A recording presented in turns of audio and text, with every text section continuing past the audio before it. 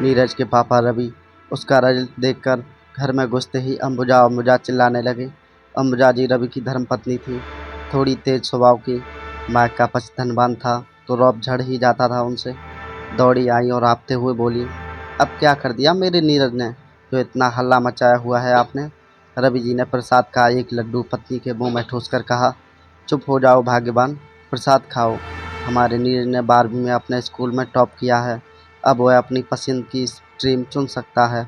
मेरा सीना चौड़ा कर दिया उसने, कभी कुछ ज़्यादा मांगा नहीं। बाप की परिस्थिति देखकर ये देखो स्कूटी लेकर आया हूँ उसके लिए। अंबुजा खुशी से बाबरी हुई जा रही थी।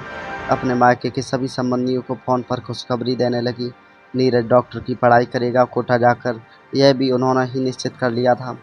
रवि जी ने नीरज को बुलाकर सीने से लगा लिया और कहा, एक पिता के लिए इससे बड़ी गौरव की बात क्या हो सकती है बेटा। तूने अपनी लगन और मेहनत से तेरा और हमारा सपना सच कर दिया।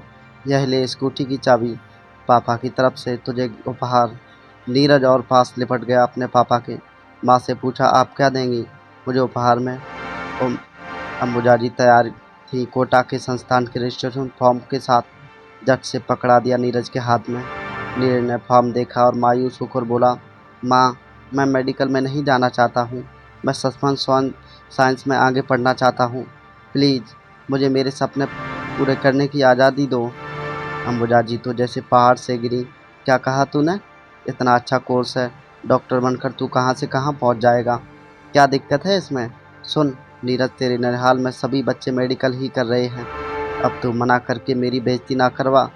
हाँ कहे देती हूँ। नीरज ने भी अपनी पक्ष रखा। माँ, मेडिकल की पढ़ाई बहुत महंगी होती है, अगर एक बार में ना निकली तो दुगना खर्च। इससे भी तो ज़्यादा अहम बात है वह कि मुझे मेडिकल में कोई रुचि नहीं है, मैं सस्पेंस साइंस ही ज्वाइन करना चाहता हूँ। बेटे की व्यवस्था रवि जी समझ रहे थे। पत्नी को हर प्रकार से समझाने की कोशिश की, पर सभी व्यर्थ हुई। खाना पीना छोड़ दिया अंबुजा जी ने, अन्न जल त्याग कर को भवन में वास करने लगी। अपनी माँ की यह दशा देख बेटे को हंस लग रही थी। पापा से बोला, आप ही तब बताइए मैं क्या करूँ, मम्मी तो ऐसे बीमार हो जाएंगी। रवि जी अपनी पत्नी के जिद्दी स्वभाव से परिचित थे। हार कर नीरज का एडमिशन कोटा में करवा दिया। वहीं हॉस्टल में अंबुजा की बहन का बेटा भी रहकर पढ़ाई करता था।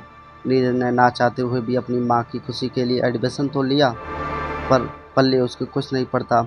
हर हफ्ते होने वाले मार्क्स टेस्ट में बहुत कम नंबर आते और वह लगातार फिर चढ़ता ही जा रहा था। बात उसके पसंद की थी जो उसने छीन ली गई। इधर नीरज के नंबर कम आते, उधर वहाँ रहने वाला अंबुजा की बहन का बेटा परिवार में ढिंढोरा पीटता। अब अंबुजा के पास बहन माँ भाइयों के फ़ोन आते ताने देते हुए। क्या ज़रूरत थी नीरज को वहाँ भेजकर पढ़ाने की, रहने का सलीका भी नहीं है, एक प्रश्न का भी जवाब क्लास में दे नहीं पाता। तुम लोगों के पास इतना पैसा भी नहीं कि 2 साल ड्रॉप ले लें। अंबुजा, इंसान को ना सपने भी अपनी औकात के हिसाब से देखने चाहिए। अंबुजा को सुनकर गुस्सा की जगह दुख होता। क्यों नीरज ठीक से पढ़ाई नहीं पा रहा? सभी व्यवस्था तो दी गई है एक जैसी, फिर बाकी लोग कर पा रहे हैं, सिर्फ नीरज ही क्यों नहीं। रवि जी ने कई बार कहा कि बच्चे का पहले से मन नहीं था, तुम झूठे सम्मान की आग में उसे मत जलाओ, उसे वहीं रहने दो। जो जैसा चाहता है, होशियार बच्चा है हमारा, समझदार भी है। माता पिता को ही बच्चों का दुख बिना बताए समझना चाहिए। तुमने कभी पूछा उनसे कि उसकी परेशानियों के बारे में? लो, आप भी कैसी बात करते हैं। क्या परेशानी होगी भला वहाँ? खुद का काम करना पड़ता होगा ना, थक जाता होगा, पढ़ाई नहीं कर पाता होगा ठीक से। सुनिए जी, एक खाना बनाने वाली बाई रख देते हैं, दोनों भाइयों का खाना बना दिया करेगी। अमुजा जी ने माँ की जिम्मेदारी निभा दी। नीरज का मन मेडिकल में नहीं लगता था, वह तो लाइब्रेरी से सस्पेंस साइंस की बुक्स लेकर पढ़ता रहता, कुछ प्रोजेक्ट भी बना रहा था। घर आना बहुत कम कर दिया था, किससे अपने मन का द्वंद्व कहे। पैसों की सीमित मात्रा उसे हर क्षण अपनी आवश्यकताओं पर काबू लगाना सिखाती रहती। किसी बुरी संगत या लत में नहीं फंसा था अब तक। नीरज ने मौसी के बेटे को सिगरेट और बियर पीते देखा था कमरे में। माँ को बताया तो माँ बोली, नीरज तू कब बड़ा होगा रे, जवानी में थोड़ा बहुत तो चलता है, बाहर रहकर इतनी टेंशन झेलने के लिए इन सब चीज़ों की ज़रूरत पड़ती है। मैं कहती तो हूँ भाई से मांग लिया कर, मौसी पैसों वाली है, बेटे को कभी पैसों की कमी नहीं होने देगी। नीरज, उनसे कैसे कहता कि आर्थिक रूप से कमजोरी रिश्तेदारों के मन में दरार डाल देती है। पैसों के दम में चोर मौसी का बेटा जब तब नीरज को ऑर्डर देकर खाना बनवाता, फिर खुद ही हंसकर कहता, तुझे तो मास्टर शेफ में जाना था, कहाँ डॉक्टरी पढ़ रहा है। आखिरी साल था, जैसे तैसे करके बैक लग के अब नीरज को सारे एग्जाम क्लियर करने थे। मम्मी पापा को रिजल्ट दिखाना भी तो था। रिजल्ट निकलने वाला था, इसी खुशी में प्री रिजल्ट सेलिब्रेट हो रहा था। कॉलेज में शाम के समय थोड़ी छूट तो मिलती है। मौसी के भाई ने बियर की एक बोतल पीकर नीरज को भरी महफिल में इतना शर्मिंदा किया कि नीरज वापस रूम आ गया। घर आकर ही मौसी का बेटा रुका नहीं, तुम लोग ना मेडिकल को हलवा समझते हो, तुझसे नहीं होगा, ये तो पता है ना तुझे। तो कुछ सोच कर रखा है, अगर फेल हो गया तो क्या होगा, किसको इसको मुंह दिखाएगा घर जाकर वापस। नीरज के जीवन में कोई ऐसा दुर्भाग्य दोस्त भी नहीं था जो उसकी परेशानी को समझे और अपना दुख उससे कह सके। रिजल्ट वाले दिन रवि जी फिर मंदिर गए थे हनुमान जी को लड्डू चढ़ाने। अंबुजा बार बार अंदर बाहर कर रही थी, क्या क्या नहीं बनाया था उसने खाने में।